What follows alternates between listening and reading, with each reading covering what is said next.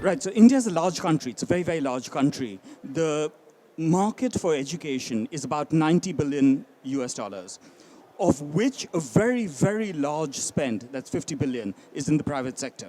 Right? So the skew between the government sector and the private sector is almost evenly balanced out between the government and private spending. I'm sure you can get a copy of these slides if you want them, so don't bother taking all that information down. Now, part of the problem with India is that people look at 1.2 billion Indians and think market opportunity, massive. Yes, it is market opportunity, massive, but it's not 1.2 billion people. Now, there are 450 million children in India of the school-going age. Right? Not all of them are in school. Approximately 235 million are actually in school, right, out of the 450 million. Private schools are 300,000, of which 100,000 are secondary schools. So there's a difference in the Indian market as compared to the UK, where you do not have such a sharp division between primary and secondary schools. You have a very, very large number of integrated schools that go all the way from kindergarten to grade 12. Right? And of the total 1.5 million schools, about 20% are pure private schools.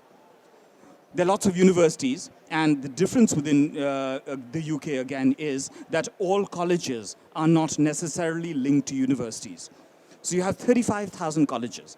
So as I said, numbers in India are massive. They're massive, massive, massive. When the world economy is growing at about 2% aggregated, India growing at 7% is pretty good. However, a big word of caution about entering India. Right? That when you're talking about EdTech and when you're talking about early adoption in India, you're talking about a really small market.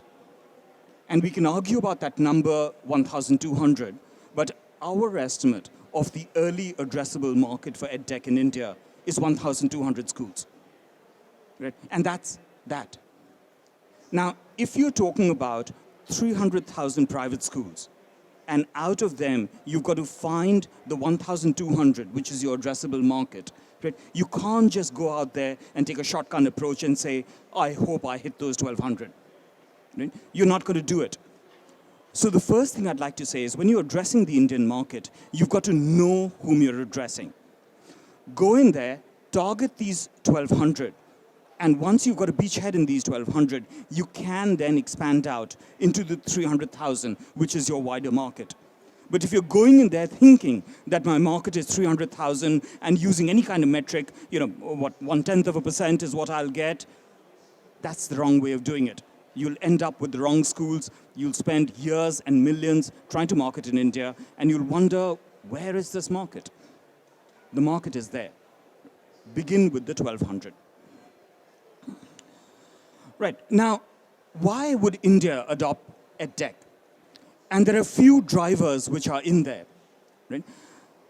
Some of the drivers are from resources that are scarce in India. And some of the drivers are from a changing India with a growing economy.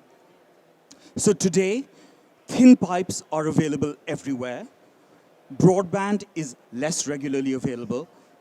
But the advantage of jumping technologies has been that almost every Indian has a smartphone with them, which is really, really different. So you can get a smartphone 4G compatible in India for the equivalent of about 40 pounds, right?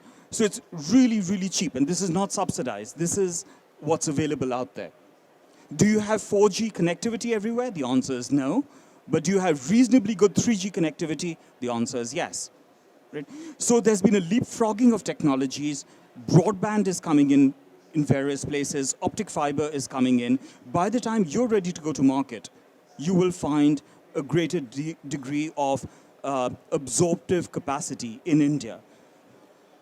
There is also the fact that parents in India do not regard the state school system as being something that delivers the outcomes that they would like to have. Right? The consequences that you have state schools that cannot enroll enough students to fill their seats. And you have private schools, some of whom I can see here, who actually have 10, 20, 40, even 100 applicants per seat in that school. And they could be a kilometer from each other in the same town. So this great diversity of quality itself leads to opportunities. It leads to opportunities in the private schools where you want to go in and say, how do we distinguish ourselves from the other private schools out there? How do we actually use the latest edtech to be more personalized in the way we teach? And that's the big challenge for private schools. And there's the opportunity in the state school sector, not very easy to actually access that opportunity, but the opportunity in the state school sector to become relevant. And I'll talk a bit about that. Right? It's not very easy to do business in India. One of the things is, before you set up a company in India, be very certain that you're going to have to live with it. Your children, your grandchildren, your great-grandchildren will have to live with it, because closing down a company in India is near impossible. Right? So you have to be very, very clear. Right? Do you want to set up an entity as the first thing you do? And you set up a legal entity, you set up a bank account, and you say, okay, now I'll think about what I do in India. Right? And 2 months later, you say, I don't want to really do very much. You're stuck in India, I'm sorry. You set up that entity. So I would strongly recommend you work out your strategy first, and you set up your entity after you have thought up your strategy. What about if you want to export from the UK and you don't want to set up an entity in India? That's perfectly fine. Do remember that UK and India have a double taxation agreement between them, which is slightly complicated, but it has certain things that you should be aware of. One of the things is that if you are exporting a product, right, then you will be taxed in India, but you will get tax credit that you can set off against UK taxes. So that's perfectly fine. If you're exporting services, it gets really complicated in India, because there's a 3-point criterion about the origin of the service, the point of incidence of where the service is delivered, and the point of billing. And if 2 of those 3 criterion are India, you will be taxed in India, and you will not get tax credit in the UK. So when you set up your contracts, even if you're exporting a service out of the UK, I would urge you, please be very careful in how you set up the contract so that you either get the tax credit or you are not subject to Indian taxation. Okay? So these are elements which are particularly important to deal with. You cannot actually have multi-brand retail sales in India. That's not permitted.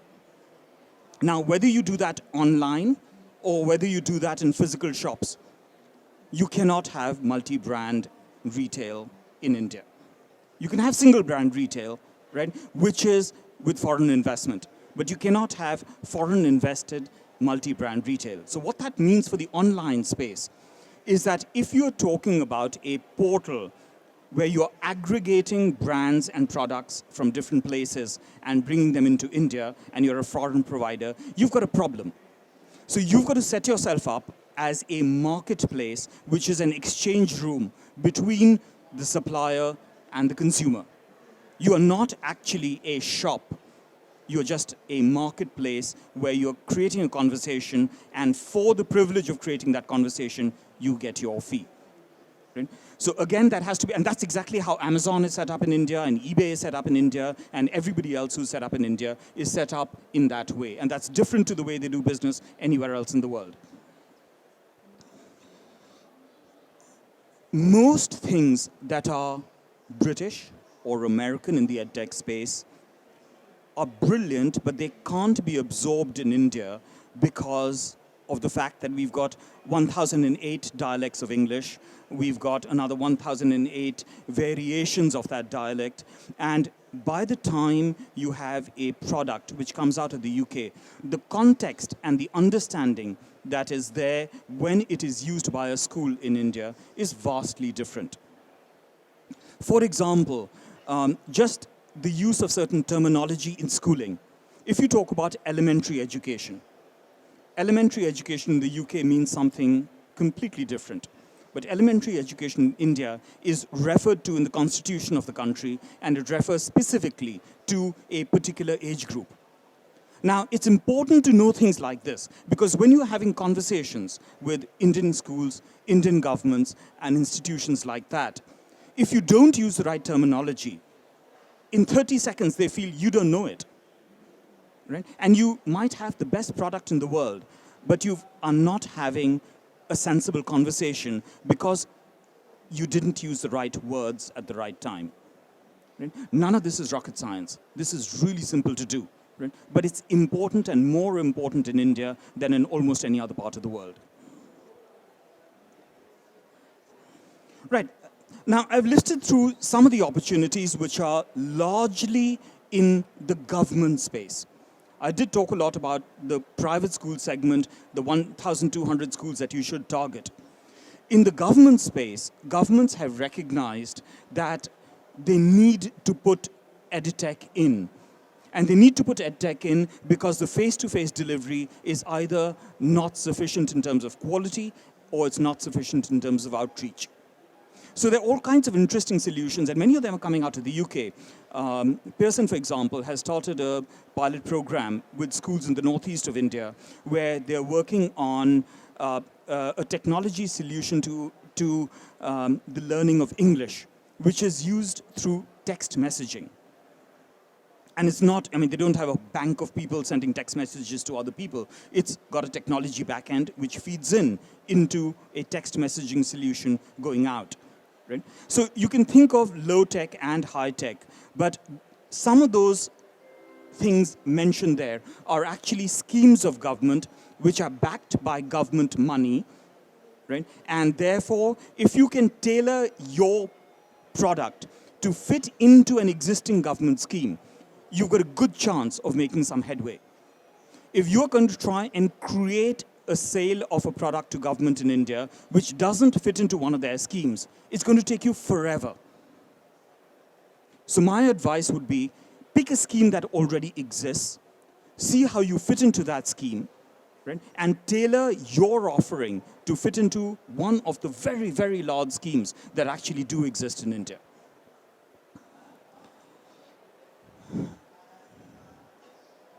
Now, the big question that private schools keep asking in India is that, is EdTech going to replace the teacher?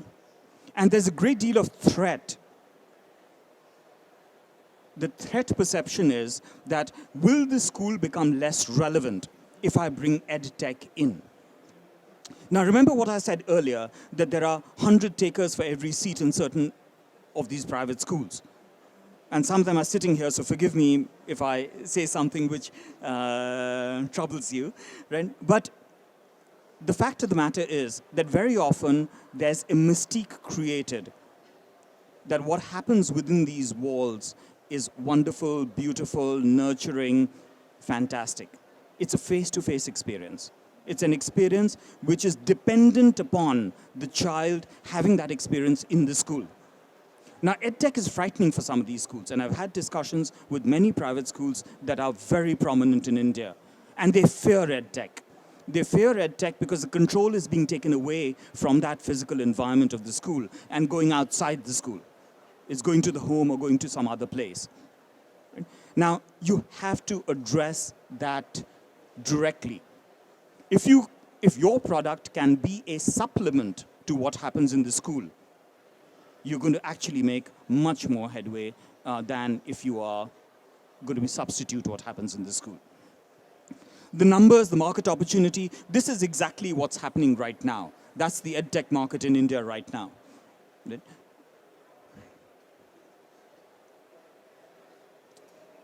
Okay, so what should you do? Whom do you focus on? India is too large. You have to focus very clearly on your market segment. Right? Are you going to be a government service provider? Are you going to be a private sector provider? Are you going to be K through 12? Are you going to be early childhood? Are you being supplemental? Is your point of contact the teacher in the school, or is your point of contact the parent at the home? Right? You've got to be very clear and focused before you go in as to whom are you targeting, and therefore whom do you speak to. And I think that's absolutely, absolutely, absolutely critical. Your choice of play, are you substituting something or are you supplementing something? My vote would be very clear. For India right now, be supplemental. Don't try and substitute. You're not going to have enough of a market. There's too much of a mindset right now about don't replace the teacher. Right? And so my personal belief is you shouldn't replace the teacher, but I'm Indian, so maybe that's where it comes from. Right? But the point is that you must recognize that the supplemental play today, and I can't see it changing for 18 months, 2 years, 3 years, is supplemental, it's not substitution. You also have an issue about 3 very clear things. Your content mode. I would suggest if you can be asynchronous in your delivery, try and be. Which means that if you need to be connected up all the time, that's bad news in India. It doesn't matter if you're thin pipe or broadband. Right? But if it requires continuous connectivity, you've got a problem because connections drop in India. Right? And so if you have a product, if you're tablet-based, of course, it's great because then your app sits on the tablet and you just throughput some data back and forth and you could be asynchronous very easily. Right? But you should be either blended or asynchronous. If you require synchronity all the time and you need to be in synchronous mode all the time, you are going to have a problem with your product in India. Your delivery channel, very often what happens, India is a strange country. We've got a lot of people and we create jobs that you won't find anywhere else in the world. So we have vending machines with vending machine operators. Right? And just give you an example of that. And the same applies to EdTech. You have EdTech, which you would presume is going to be directly end user talking to the technology, and that's that. But in India, you will have a face-to-face layer that will be introduced in between. And that's marvelous sometimes, and you can create real learning opportunities in recognizing that that's a cultural thing that does happen. And blending that in, you don't have to change what you have. You just have to show people how it can be used in a way which sits naturally with the culture in which it's being absorbed. Devices. Ericsson started a program in India about 2 years ago about trying to see how education technology can be put out to screens of different kinds, as they called it, independent of what the screen was. Right? Now, I'm not suggesting you go all the way to that extreme, but you have all kinds of screens being used in India. You have text messaging on a small screen. You have, 48-inch televisions commonly in homes. You've got broadband. You've got devices of all kinds. You've got almost every technology that exists anywhere existing in India. So as broad as you can be, the better it is. Android is all over in India. There are more Android users than Apple users simply because of the price points. Right? And most government contracts are based on Android platforms. So if you are purely on an iOS platform, I would strongly urge you that if you're looking at India as a market, do switch over to Android. If you're both, you're okay. But look at that. I mean, you've got to look at all these things before you set up your entity in India. Because once you set up your entity, your great-grandchildren will be living with it. You can leave it in your will.